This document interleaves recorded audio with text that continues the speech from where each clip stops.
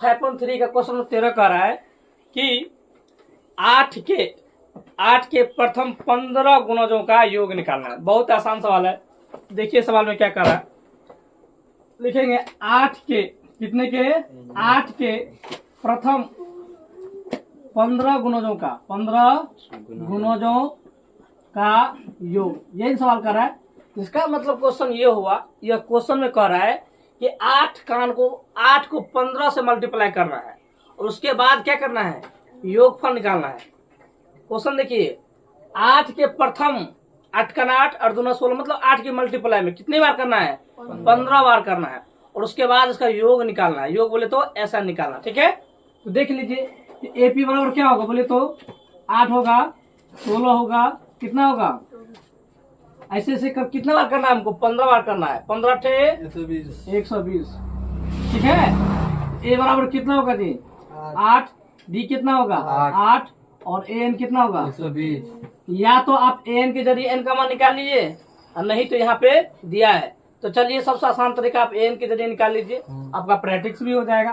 तो लिखेंगे AN बराबर फॉर्मूला क्या होता है, बोलेंगे कोई A plus N-1 into D।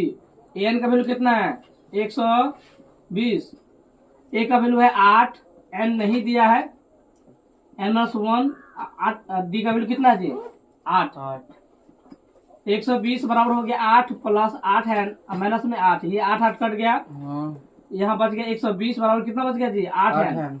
15 थे 120, N का वैल्यू कितना आ गया 15 आ गया, है ना। अब लिखेंगे प्रश्न से अकॉर्डिंग टू क्वेश्चन। SN बराबर, SN का फॉर्मूला होता है N/2 इंटू, या तो हम एक फॉर्मूला और भी लिखाए थे, जब AN दिया रहता है तो इसका लिखाए थे हम A प्लस AN, ये लिखाए थे ना। N का वैल्यू कितना है जी 15 दिया है, 15/2।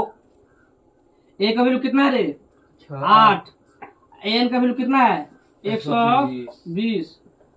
चलिए 15/2 गुना, ये सभी को जोड़िएगा तो 128 आएगा। कितना आएगा जी 128 आएगा। काटिए इसको, 15 गुना 6 दूना 12, 4 दूना 14, 6 दूना 12, 4 दूना 8। आप 64 को 15 से गुना कीजिए, जो आएगा वही इसका योगफल आएगा।